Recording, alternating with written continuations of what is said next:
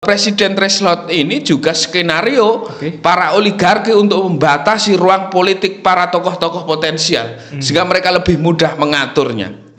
Kalau kemudian ini 0%, maka setiap masyarakat, setiap aktivis politik memiliki ruang politik yang lebih besar. Karena semua partai politik yang ikut pemilu memiliki hak yang sama untuk mengusung capres-cawapres. Dengan 0% ini tentu partai-partai yang sudah mapan merasa dirugikan karena privilege politik dalam menentukan siapa calon capres dan cawapres menjadi terkurangi.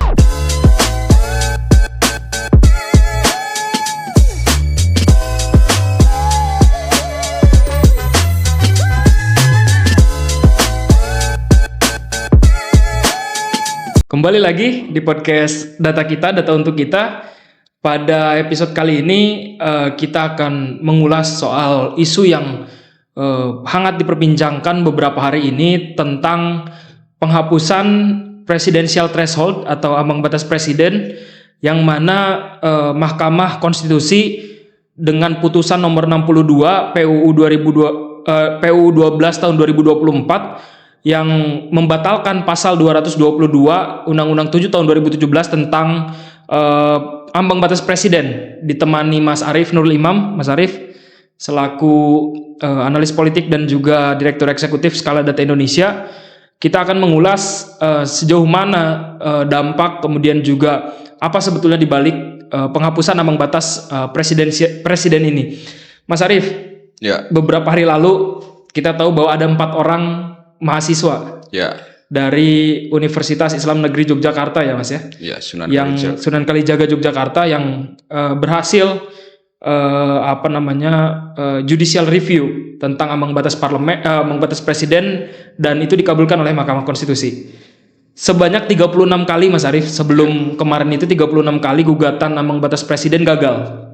Nah, sebetulnya ada apa, Mas, di balik kegagalan dari ambang batas presiden ini, dan sebetulnya urgensinya seperti apa, Mas, tentang ambang batas presiden ini, Mas? Ya, saya kira pelaksanaan pemilihan presiden telah berlangsung sejak 2004, di mana rakyat memilih secara langsung siapa yang menjadi pemimpin. Tetapi di level regulasi kita tahu ada presidensial threshold, ambang batas untuk mencalonkan menjadi presiden sebesar 20%. Ini berlaku sejak 2017. Dengan adanya PT ini tentu akan mengurangi ruang politik atau pasangan calon yang maju dalam pilpres, karena pasangan calon yang maju dalam pilpres harus mengumpulkan dukungan 20% partai politik atau 25% suara kursi pemilih. Saya kira apa yang menjadi landasan atau motif dibalik dikabulkannya gugatan PT ini tentu untuk membuka ruang demokrasi partisipasi yang lebih luas, mengingat demokrasi kita selama ini, misalnya di Pilpres 2014, 2019 hanya diikuti oleh 2 pasangan calon presiden. Dengan PT 0% ini, saya kira di pemilu ke depan, pilpres ke depan, akan muncul banyak figur-figur paslon yang akan berkontestasi dalam pilpres. Terkait dengan penghapusan, ya Mas Arief, ya, kita tahu bahwa ada kontroversi, ya, ada yang mendukung, ada yang menolak, dan lain sebagainya. Ketika ambang batas presiden ini dihapus, Mas Arief, bagaimana sebetulnya potensi perubahan peta politik nasional saat ini, Mas?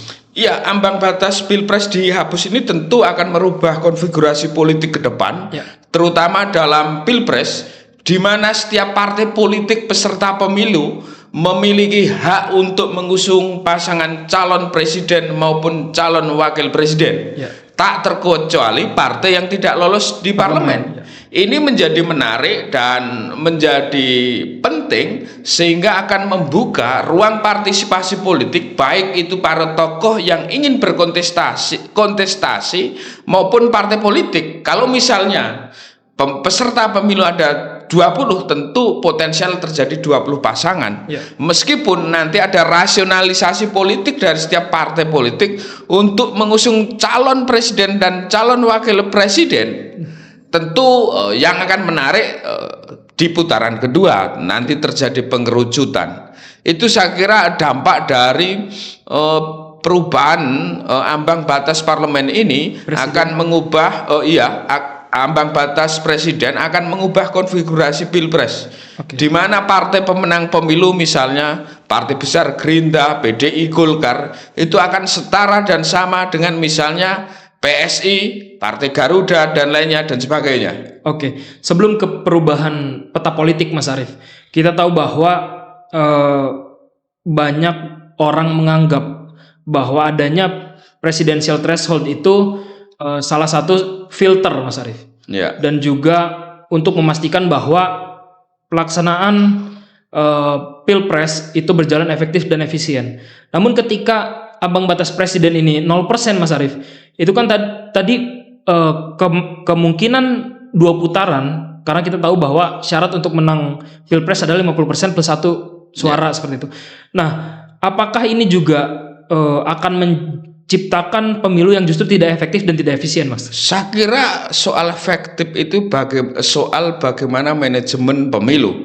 Tetapi yang paling penting ini dari hilangnya ambang batas presiden itu akan munculnya hak politik masyarakat. Kalau dengan PT 20% itu ada ruang politik yang sedikit atau banyak dimainkan oleh oligarki para elit partai politik. Bahkan saya pernah menulis di media massa nasional, bisa jadi parlemen threshold, presiden threshold ini juga skenario para oligarki untuk membatasi ruang politik para tokoh-tokoh potensial sehingga mereka lebih mudah mengaturnya.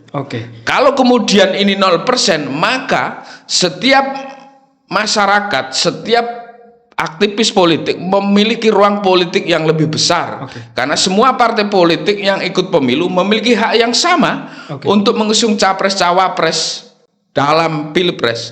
Jadi tidak ada kaitannya soal efektif dan efisien.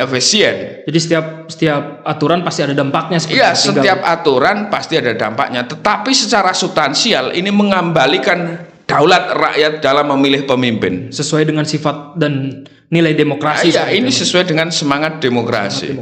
Mas Arief, isu tentang ambang batas ini kan sebetulnya sudah lama.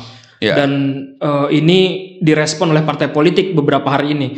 Misalnya sudah saya catat, misalnya Gerindra, PKB, Golkar, PDI, PKS, Demokrat, P3, PSI, Partai Buruh mendukung dan menghormati putusan Mahkamah Konstitusi soal ambang batas. Tapi di sisi lain Mas Arief, ada media yang menyebutkan bahwa Sekjen Nasdem Pak Hermawi Taslim menilai MK belum memperhatikan potensi kerumitan seperti itu. Akan ada banyak banyak calon, kemudian juga rumit dan lain sebagainya. Di sisi lain juga ada Wakil Ketua Umum PAN misalnya Yandi Susanto berpandangan bahwa PAN belum tentu akan mendorong kadernya untuk jadi calon presiden seperti itu. Tetapi tidak menolak. Ya, kalau itu kan pilihan. PAN bilang bahwa gini Mas Arief, mereka masih setia dengan Pak Prabowo. Nah itu Mas Arief gimana melihat pro dan kontra dari setiap partai politik, Mas? Saya kira pro dan kontra wajar, tetapi yang jelas dengan 0% ini tentu partai-partai yang sudah mapan merasa dirugikan. Karena privilege politik dalam menentukan siapa calon capres dan cawapres menjadi terkurangi. Partai-partai besar tentu tidak seperti pada pilpres sebelumnya yang memiliki privilege bahkan hegemoni dan dominasi dalam siapa yang akan jadi capres cawapres ke depan. Soal pro dan kontra, misalnya apa yang disampaikan Sekjen Nasdem, kerumitan pasti ada, tetapi kerumitan itu bukan berarti tidak bisa diselesaikan. Bagaimana misalnya pelaksanaan pilkada serentak di Indonesia ini juga menjadi pemilu paling rumit, tetapi bisa dilaksanakan. Soal kerumitan saya kira tinggal bagaimana mengaturnya. Soal teknis tentu KPU sebagai penyelenggara pemilu akan mengatur itu. Apa yang rumit? Paling penambahan dari jumlah peserta pilpres. Kertas suara mungkin agak lebih lebih lebar, besar, itu aja. Kerumitan lain saya kira secara teknis sama, tidak ada persoalan. Soal misalnya pernyataan Waketum PAN Yandri Susanto bahwa dia tetap akan mendukung Prabowo, itu hak politik. Ya. Misalnya beberapa partai masih mengusung Prabowo, itu hak politik. Tetapi haknya juga untuk mengusung juga bisa. Ini yang perlu disadari, bahwa antara tidak mengusung kader sendiri dan mengusung tokoh yang potensi jadi, tentu setiap partai memiliki kalkulasi politik. Misalnya kalau PAN mau mengusung kader sendiri tetapi secara faktual politik tidak ada yang layak jual ke publik dan potensial kalah lebih besar, tentu PAN akan berkalkulasi mendukung tokoh yang potensial menangnya besar, misalnya Prabowo Subianto. Oke, berbicara soal Prabowo, Mas Arief, kita berbicara soal Gerindra juga berarti. Nah, Pak Muzani, Mas Arief nih, beberapa waktu lalu, kalau tidak salah sehari lalu dari tag podcast ini, Mas Arief, dia bilang bahwa Pak Prabowo, kata Pak Muzani, belum fokus terhadap keputusan Mahkamah Konstitusi. Beliau justru lebih fokus pada program yang dicanangkan dalam kampanye kemarin seperti itu. Dan 100 hari Prabowo ini harus memiliki legacy yang baik, kata Pak Muzani seperti itu. Nah, apakah ini justru bentuk kecemasan dari Gerindra, Mas Arief, tentang perpecahan koalisi ini, Mas, terutama menjelang pemilu besok? Saya kira Pak Prabowo juga sangat paham bahwa keputusan MK itu final dan mengikat, dan karena itu juga tidak perlu merespon. Pak Prabowo fokus saja dalam melaksanakan tugasnya sebagai presiden, menjalankan apa yang menjadi visi misi ketika maju sebagai calon presiden. Dan saya kira ketika Prabowo Subianto menjalankan agenda-agenda kerakyatan, melakukan program-program yang bermanfaat bagi masyarakat, apapun undang-undang tentang pemilu, Prabowo Subianto tetap akan potensial terpilih. Ini bagaimana respon Pak Prabowo? Tentu tidak perlu merespon putusan MK ini, karena bukan wewenang, bukan berarti karena bersifat final dan mengikat. Yang benar memang dia harus bekerja, kerja. Oke, memberikan bukti bahwa ya, kalau kemudian kerjanya bagus, tentu mau berapa calon pun Pak Prabowo nggak akan cemas. Oke, berarti ini bukan sebuah kecemasan dari Partai Gerindra, Mas Arief? Saya kira bukan sebuah bentuk kecemasan dalam melihat hasil putusan MK tersebut. Oke, Mas Arief, berbicara soal penghapusan kembali, Mas Arief, ada banyak aktor yang muncul beberapa 1 tahun 2 tahun belakangan ini, Mas Arief. Selain misalnya calon presiden dan wakil presiden kemarin, selain Anies Baswedan, Caimin, Mahfud dan juga Ganjar, seperti itu. Ada Ridwan Kamil misalnya. Kemudian juga ada misalnya di Jawa Barat Deddy Mulyadi, di Jawa Tengah ada Ahmad Lutfi, ada Andika Perkasa dan lain sebagainya di beberapa daerah. Kira-kira Mas Arief, dari pandangan Mas Arief seperti itu ya, dari penerawangan seperti itu Mas Arief, di 2029 ke depan, apakah juga orang-orang yang populis seperti itu juga akan memaksa dirinya untuk mencalonkan diri sebagai presiden ketika ambang batas dihapuskan? Ya, saya kira orang-orang yang tokoh potensial seperti Anies, seperti Ganjar memiliki peluang lagi untuk maju dalam pilpres ke depan. Apalagi syarat untuk maju pilpres dengan batasan 0% tentu akan lebih mudah, sehingga potensi majunya akan lebih besar. Tentu ada tokoh-tokoh alternatif yang bisa muncul, misalnya Gubernur Jatim Bu Khofifah.